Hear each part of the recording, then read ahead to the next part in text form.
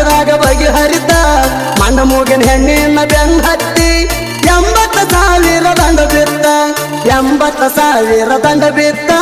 ಮಾನಮಿ ದಿವಸ ಮೋಸಾಟ ಕೇಶಂಕ ನನ್ನ ಹೆಸರೋಟ